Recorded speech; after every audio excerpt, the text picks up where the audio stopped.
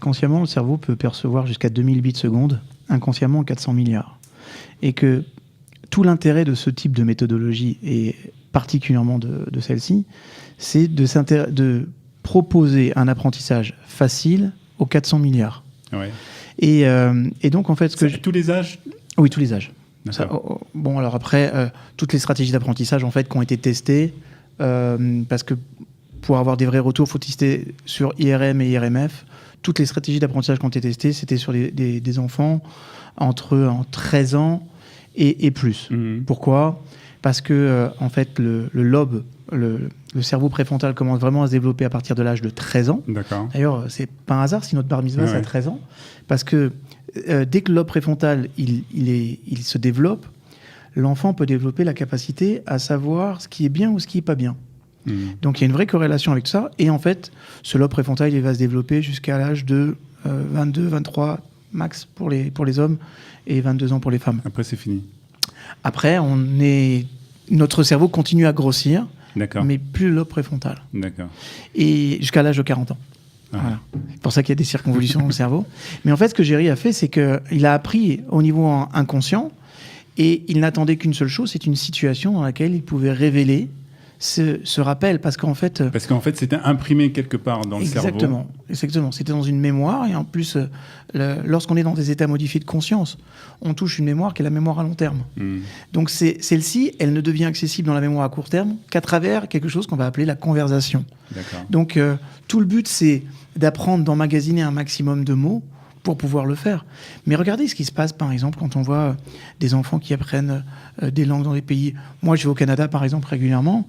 Tous les enfants sont bilingues. Ouais. Mais pourquoi ? Parce que la télévision en arrière-plan, ouais, elle tourne, les émissions, elles sont en anglais, et ça fait partie de leur culture. Mmh. Dans l'arrière-plan, au niveau inconscient, il y a l'anglais qui est là, qui est présent.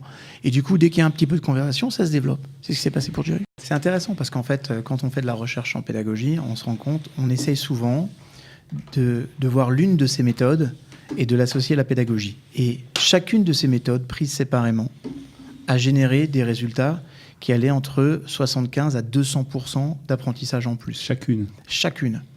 Et tout le génie, ça a été de rassembler ça dans un même mode. D'accord. Parce qu'en fait, c'est complexe de proposer une méthodologie, par exemple, qui va proposer les sons binauraux, qui génère en fait la latéralisation cérébrale. Ça veut dire quoi ? Ça veut dire que quand vous apprenez, la plupart du temps, si vous lisez des mots, vous activez le cerveau gauche. Mmh. Mais la concentration sur le cerveau gauche fait que vous avez du mal à mobiliser le cerveau droit. Ce que l'on sait, c'est que quand il y a une latéralisation du cerveau en même temps sur l'apprentissage, on mémorise jusqu'à 17 fois mieux.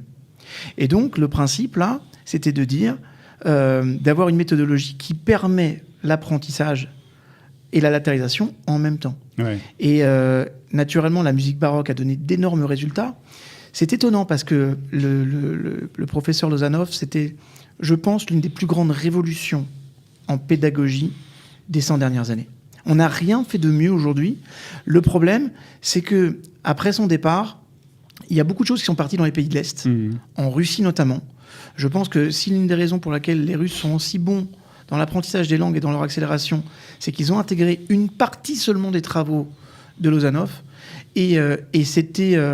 je trouve beaucoup de mérite à Jerry d'avoir créé un produit comme celui-ci et d'avoir utilisé cette méthodologie. Cette méthode est basée sur... Quelle est la méthode, en fait ? Quelle est la base de cette méthode ? C'est l'apprentissage, c'est développer au maximum les facultés du cerveau ? En fait, pour moi, là, cette méthodologie, c'est un accélérateur d'apprentissage. D'accord. C'est-à-dire que vous allez pouvoir faire en peu de temps ce que vous auriez fait... La promesse, c'est 3 mois. Mais en fait, vous allez faire en 3 mois ce que, logiquement, vous auriez appris en 2 ans, 3 ans, avec une méthode un peu plus traditionnelle. Mmh. Donc là, ce qui est intéressant, c'est l'accélération. Il y a une autre chose que Jerry n'a pas citée dans sa méthode, mais qui a son intérêt. C'est le fait que, pour la première fois aussi, on intègre la dimension du sommeil dans la méthodologie. C'est-à-dire que, on sait que, par exemple, quand on prend des notes, quand un étudiant prend des notes, ça sert quasiment à rien dans 90% des cas. Okay. Voilà. Sauf s'il les lit le soir. Ils sont très contents de le savoir. Oui, mais c'est important. Parce que moi, je donne des cours à l'université en France. Je leur dis, prenez des notes, que si seulement si vous vous engagez à les lire ce soir. D'accord. si tu les lis, ces notes, avant de t'endormir, en fait, le cerveau intègre l'apprentissage. Et si, pour le coup, le lendemain matin, juste après tes différentes phases de sommeil, tu relis tes notes, okay, et ça fait partie de la méthodologie, tout ce que tu as vu la veille, 100 grammes. C'est-à-dire qu'on parle de la création de circuits neuronaux. C'est vrai que lorsqu'on était petit, on nous disait qu'il fallait apprendre l'étape de multiplication avant de s'endormir. Absolument. et donc, une fois encore, c'est la première fois que moi, je voyais une méthodologie qui intégrait cet apprentissage. C'est fou parce qu'en fait, dans un tout petit produit, il a réuni beaucoup. Et je trouve que c'est assez fabuleux de voir ça. Je ne comprends pas pourquoi cette méthode n'est pas sur le marché à grande échelle. Alors pourquoi ? Non, je vais quand même terminer ce que je suis en train de dire, parce que ce que Jerry a dit, ce que vous avez tout de suite vu, c'est qu'effectivement, aujourd'hui, on parle de l'hébreu, c'est génial. Apprendre l'hébreu, c'est fabuleux pour les personnes qui vont faire leur alia. Maintenant, je rappelle juste que la deuxième langue la plus parlée au monde aujourd'hui, la première langue, c'est l'anglais. La deuxième, ça va être le français. C'est-à-dire qu'aujourd'hui, vous devez savoir qu'aujourd'hui... Moi, j'aurais dit le chinois. Eh ben non. Sachez que, je ne sais pas si vous le savez, mais la deuxième plus grande ville francophone mondiale, c'est Québec. C'est Kinshasa. C'est-à-dire qu'on a de plus en plus les pays d'Afrique émergents qui vont développer des besoins en langue. On sait aujourd'hui que dans l'apprentissage et dans le développement et dans la réussite d'un individu au niveau professionnel, les langues sont importantes, mais là, tout est important en termes d'apprentissage. Est-ce que vous pouvez imaginer demain la préparation à l'examen du baccalauréat à travers les fiches ? Moi, j'ai un fils qui fait ES et j'ai une fille qui fait L en France. Une méthodologie comme celle-ci pour préparer, c'est génial parce que, vous savez, on est rentré dans une ère du numérique. On est rentré dans une ère dans laquelle on a tous un smartphone, et je vais vous donner une information. Il y a des recherches qui sont faites depuis 4 semaines, qui montrent que quand le téléphone sonne aujourd'hui, il active la même zone dans votre cerveau que celle de votre prénom. Tellement on a un attachement à la nouvelle technologie. Et c'est intéressant parce que moi, je sais que parfois, il peut être rébarbatif pour des enfants de réviser, de se concentrer, de maintenir leur concentration, surtout quand aujourd'hui, maintenant, tous nos enfants sont soi-disant super hyperactifs. Ouais. Mais dès qu'on apporte du ludique, dès qu'on apporte ces mêmes apprentissages dans un univers qui est commun, qui est connu, qui est intéressant, parce que du coup, il y a le virtuel qui va avec, vous avez un intérêt profond là-dessus.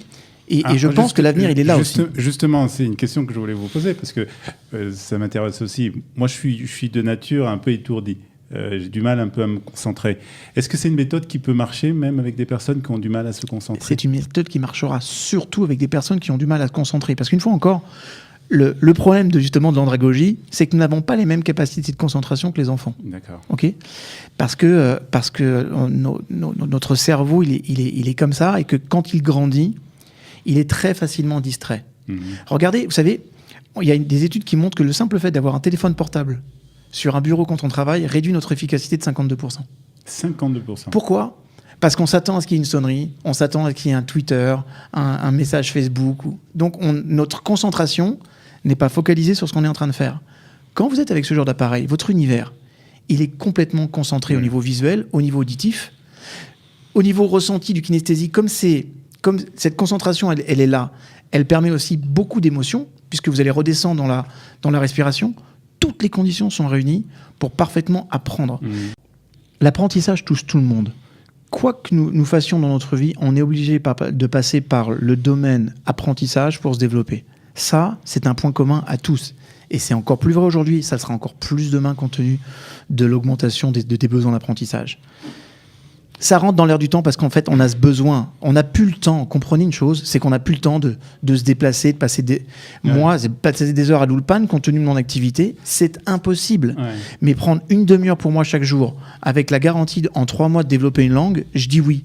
La seule chose qu'il faut, c'est s'engager dans une demi-heure. Mais une demi-heure, tout le monde peut prendre une demi-heure. Tout le monde peut trouver.